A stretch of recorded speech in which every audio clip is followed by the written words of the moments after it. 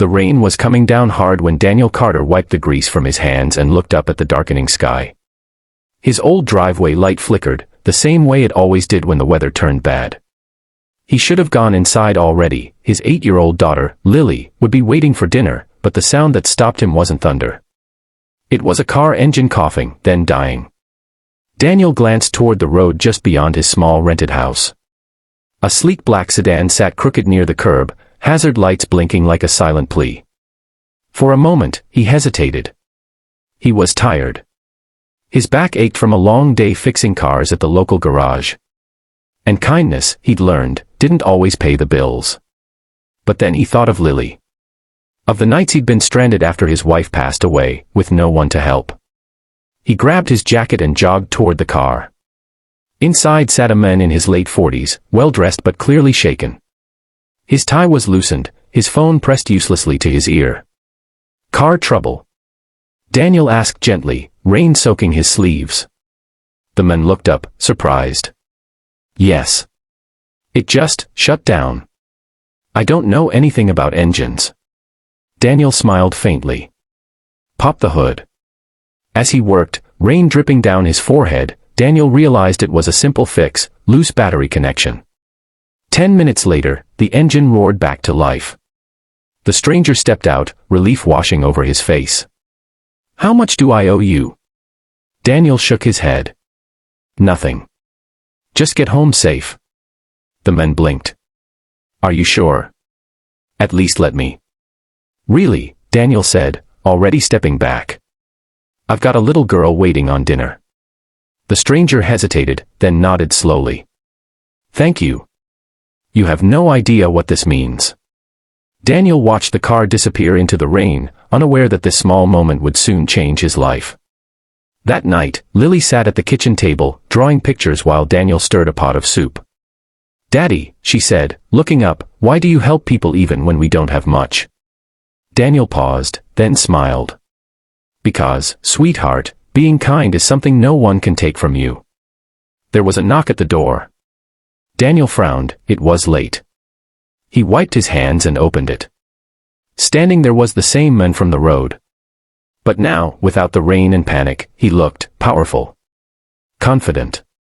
And behind him, parked neatly outside, was the black sedan. "I hope I'm not intruding," the man said softly. "My name is Richard Hale." Daniel's breath caught. Richard Hale. The billionaire tech investor whose face had been on magazines. The man who owned half the companies Daniel's garage serviced. Please, come in," Daniel managed. Richard stepped inside, eyes scanning the modest home, the worn couch, the second-hand toys, the smell of soup. "This," Richard said quietly, "is why I came back." They sat at the small table.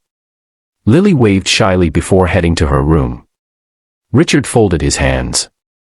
"Today was the worst day of my life.